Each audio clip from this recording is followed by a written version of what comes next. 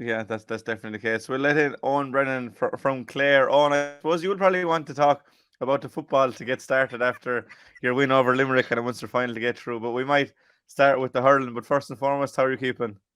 Not so bad. Yeah, I was looking forward to the Munster Championship too until until Sunday hit. But it seems that Limerick were much more better able to roll with the punches than Clare were anyway to start off with. But I suppose there's a Yeah, lot Oh more yes. twists and turns to come, maybe.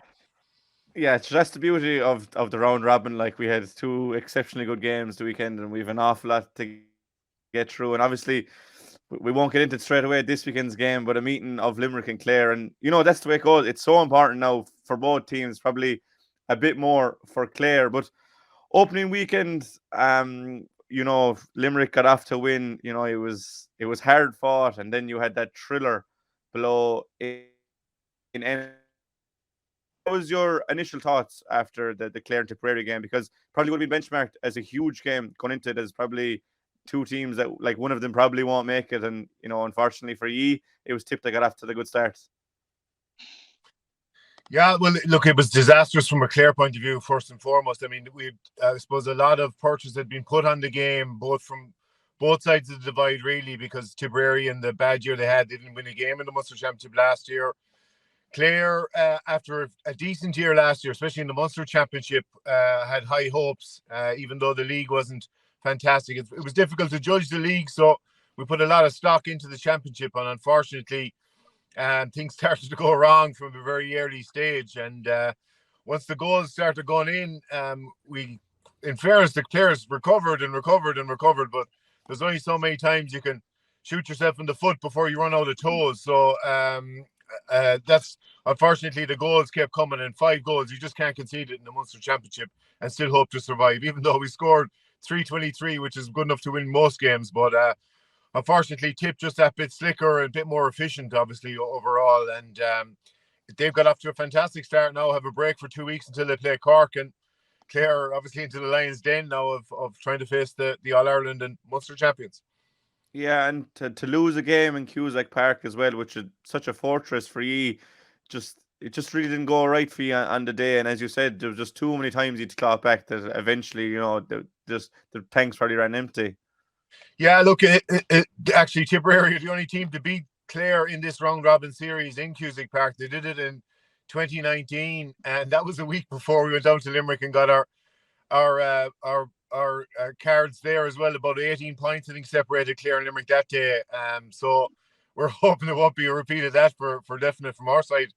Anyway, but yeah, Tipperary beat them well in 2019. We couldn't have any complaints that day. They were just a better team on the day. But I think it's infuriating on Sunday that, a lot of that was our own undoing. We were the architects of our own downfall by conceding the goals and the errors that we made. And even though we get back into the game by halftime, again, we just on the back foot straight away with another goal, a black card and a penalty, and it was kind of game over at that stage. So if you're beaten by a better team, often you hold your hands up and say, fair play to the opposition. But in this case, when you're kind of contributory to your own downfall, it's hard to take. It's definitely a bitter pill to swallow.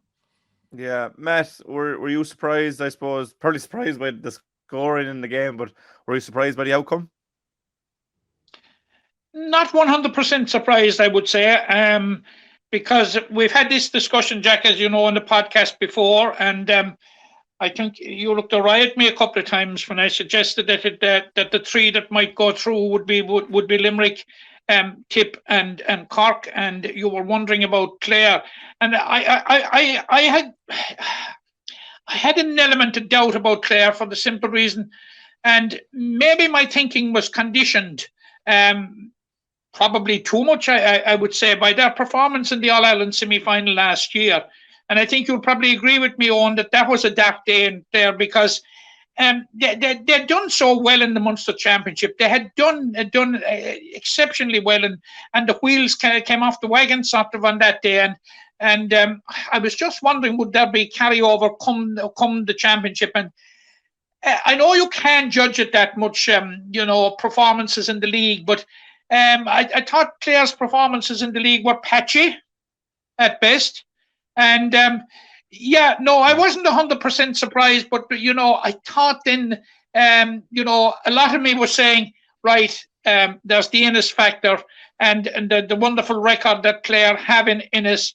And I was saying, you know, the shortcomings, I suppose, in the league, that it would all come together in the championship. But I had this sense all the time, right since very, very early in the league campaign, that Tipperary were of all counties, were the one that had shown the most improvement and was certainly going in the right direction. Yeah, and as Owen said, now they have a nice break, but for Clare, you know, you have to say it is the toughest task on paper is going to the Gaelic Grounds and playing Limerick, and we were there. I suppose it's only about a month and a half ago now for that league clash, and Clare didn't really show their hand, but they're going to have to produce something this Saturday, probably out of nowhere, because if you lose your first two on, you're really staring down the barrel of the gun. Yeah, look, and Davy Fitzgerald will be waiting to completely put us out in the third round. So I mean, you know, we're going from the frying pan into the fire, really. You look, I take Matt's point about Kilkenny, but I wouldn't read too much into that. I just think Clare had given so much in the Munster Championship that they just had nothing left in the tank. The squad was a bit thinner at that stage, and you know, it was a step too far, really. I think I wouldn't put that into the results on Sunday anyway for definite. I think the league was patchy, but I don't know if that was nothing to do with it either, because a lot of leagues were patchy, and I think Tipperary had to go for the league in that sense, in that a new manager, they had to build up confidence as well and going into that. So I think it just came down to those errors. I think it'd be interesting to see how the game would have gone if the wheels hadn't come off in that first couple of goals, at least. Because I think it would have been a fantastic contest. Not that it wasn't for a neutral, but just from a Clare perspective, it was best watch between your fingers now at that stage to best watch that game. But yeah, look, they're going to have to produce it now. They're going to have to do it anyway, I suppose, against Limerick. But if they'd beaten Tip, obviously it was more of a free shot that, like the Waterford performance against Limerick, that, you know, everyone expects Limerick to win it, for good or for bad, but then so it's up to the opposition to kind of throw everything at it. Clare did it twice last year, and look, got 2 draws in normal time in both the group game and the Munster final, but unfortunately didn't beat Limerick on either. So I mean, that was their best. They're going to have to even surpass that. Now I get that Limerick didn't play to their optimum either on Sunday, but I think Clare have a lot more improving obviously to do, and it's going to have to take an unbelievable performance to beat Limerick, I think, on Saturday evening. Yeah, you mentioned those 2 games last year, the 2 draws. Is the most difficult thing about Limerick is to just actually get over the line, because, you know, Clare came as close as anyone have over the 3-year spell, but still at the end of the day, they were gone the semi, and Limerick completed the 3 in a row. Yeah, no, there's no doubt about that. I mean, that's the experience of winning what Limerick have won over the past 3 or 4 seasons, and that, you know, you're winning leagues, you're winning championships. Clare haven't won anything like that, and those players in particular, outside of a few core players that are still there, going back to 2013 at this stage, you know, we didn't even win Munster finals when we were in them against Cork in 17 and 18. You know, it's a big gap to any significant victory. So I'm not saying the group game in Ennis, I just thought it was a great open contest. Both sides were confident at that stage. They were probably going to get through to the Munster final anyway, regardless of the result. But I think the Munster final itself, Clare threw everything they had at them, and I thought, you know, I thought we did extremely well for most of the game, but still, it didn't rattle Limerick. You know, it didn't knock them off their perch. They weren't behind. There wasn't a puck of a ball between the teams at any stage until that extra time. So it's kind of scary when you throw everything you have and you still don't get over the line. So it's hard to see how they're going to come up with something. But I suppose that if any team has studied Limerick over the last couple of years, it is Clare. They've done a lot of catching up, especially in Brian Lohan's time, since that 2020 game, where only a handful of us, I suppose, were actually there to witness it because of COVID in Thurles. But that was an eye-opener for Clare, as in terms of strength and conditioning, especially how far they had to come. And I think they did a lot of catching up in the 3 years, the intervening period of those 3 years. But now, with their backs to the wall, you know, did Clare peak last year, or is there more left in the tank? That's all we're going to find out about on Saturday, I suppose. Yeah, and I suppose the green jersey will be motivation enough for Clare. But probably didn't see the whole game in Thurles on Sunday, just being in Ennis. But what was your read on Limerick from what you did see? Look, I was expecting Waterford to come out, with something, under Davy anyway. They always have something a little bit different. They come at you from a completely different angle. And I think John Kiley had said that in the week before, that he was expecting the unexpected, let's say, coming up to that game, because in terms of formations and tactics and stuff like that, Davy is very, very adept at kind of getting you on the blind side. So I think Limerick didn't play to their best, that's for sure. The sending off obviously didn't help along the way, but the fact that, again, they were met with all the blows that you're going to take and still came out a bit like the Ennis game last year, where there was a sending off as well, and still survived. I think there's a lot to be said for that character when it's needed most, and you're under the cosh a good bit. I mean, 7 minutes of injury time. We were watching that in Cusack Park at that stage. You're thinking to yourself, Waterford will surely get a chance here, but they just couldn't take the chances. I mean, Austin Gleeson went through there, should have taken a point. There was plenty of time left, opted to go for goal. That's not something that Limerick would do at the other end if they were in a similar position. There's just no panic within Limerick. They just get the job done, and I think it's a fantastic start for Limerick, even though they know they have plenty to improve upon. You can't get much better than that. Yeah, Matt, we'll talk about the game more in depth in a while, but what was your initial take on the game from Thurles? Oh, sure. Look, it was certainly Limerick below par. There's no doubt about that. But that in some ways would be disrespectful to Davy Fitzgerald and Waterford, because a lot of it was the way that Waterford set themselves out, and I think they brought a level of intensity and a level of work rate to the game that that Limerick certainly didn't expect. And apart from the first 10 minutes when Limerick were completely on top, they found it hard to match it, and you would wonder as the game went on, would they be able to sustain it? But they did, and you could have had a different result had Waterford been a bit more clinical with the target in sight. The scoring or the wide statistics do not make good reading for Limerick. They had 6 wides, or Waterford had 13. And some of the wides late in the game from Waterford came from players that you're back at your house on to put them over the bar, but they didn't. I suppose a bit of it maybe was from the pressure of the Limerick defence, but I'll tell you, the sweetest sound I had for a long, long time, Jack, was the referee's final whistle last Sunday evening. Yeah, there was a good roar on Thurles when that went out.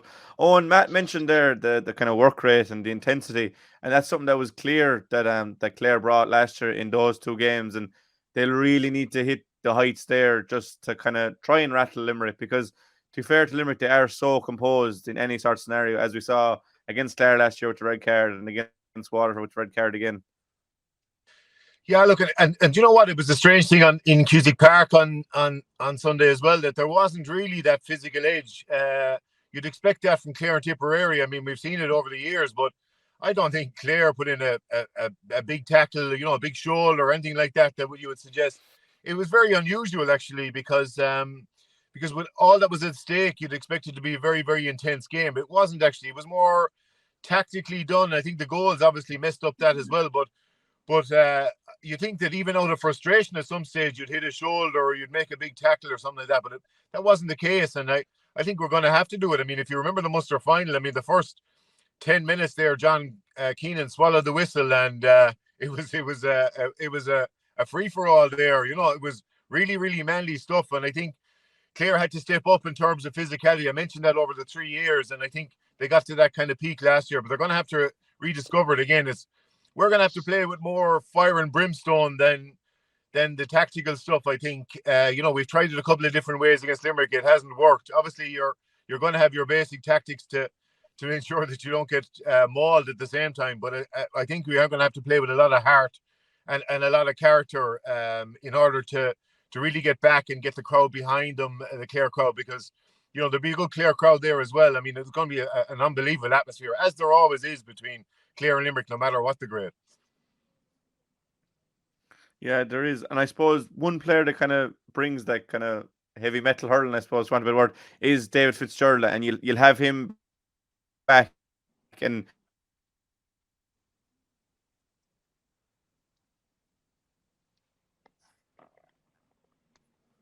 I'd say we just dropped there for a second, but David Fitzgerald was obviously missing at the weekend. Owen, he's a huge loss for you. You'll have him back, and he'll kind of bring that fight to Limerick.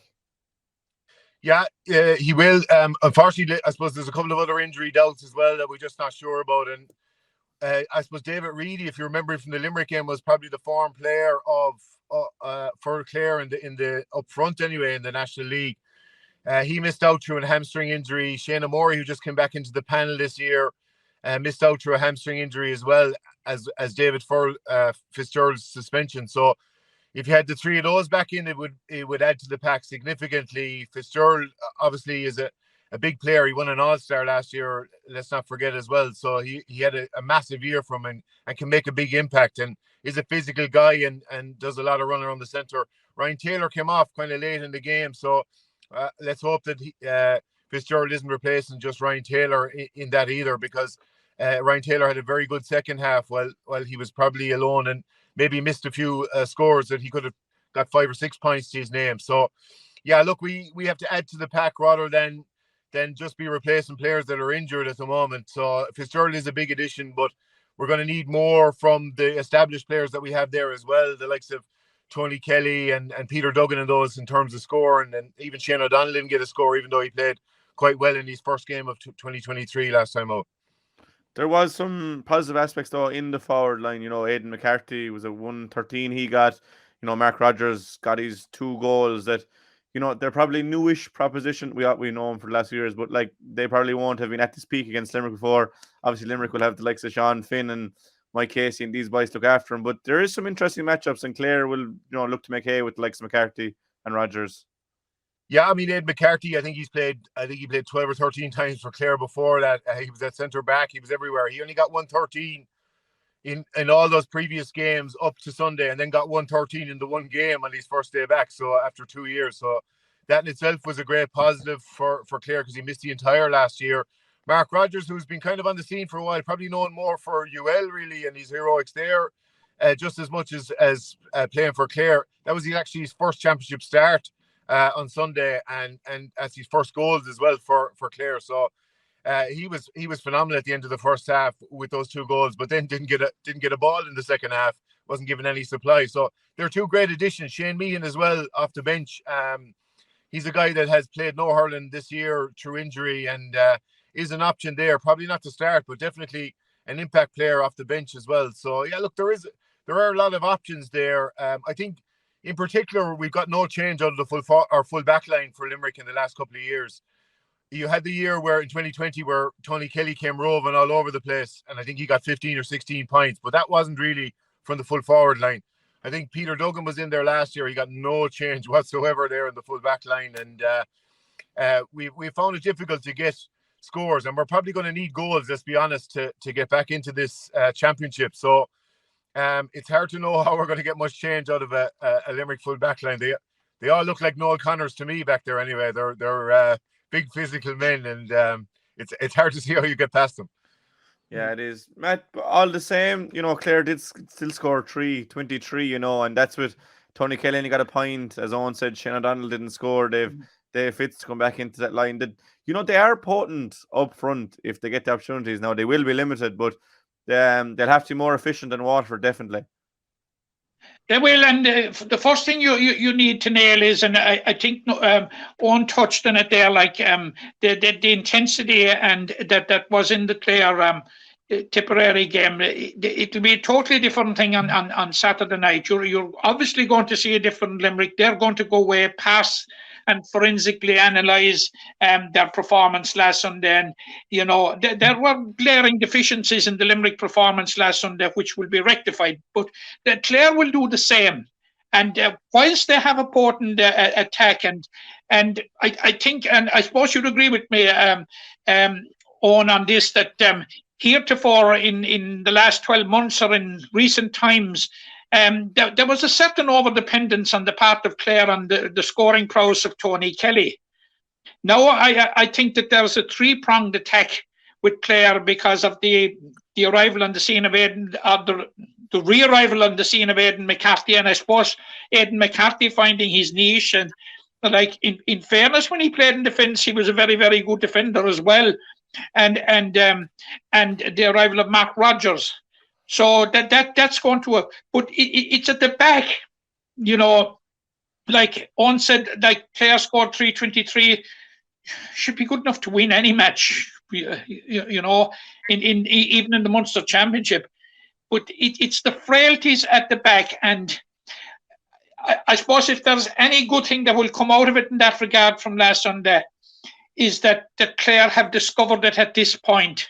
They still have 3 games left, and that they will you know, have to take remedial action. The full back line was under serious trouble. The back 4 were under serious trouble. And, you know, the statistics don't lie. And we saw where the 5 goals came from. All right, yeah, the first goal was of a fortuitous nature because it was a line ball, I think, from Jason Ford. But after that, the problem was close to the full back line. Yeah, and they are going to be troubled with Callan, Casey, and Flanagan firing at the weekend. Finally, for me on the weekend's game, Matt, you might want to jump in afterwards. But from, you know, Waterford did get very, very close, and you know, you mentioned the one with Austin Gleeson, he should have thrown it over, and there was a few like that. Is there any major things that Clare can take from Waterford's performance and say, yeah, we'll implement that and hope for the same? Yeah, they probably will. And you see, the question is, you know, was it enough there on the part of Limerick, or was it the first signs that Limerick the force that they were?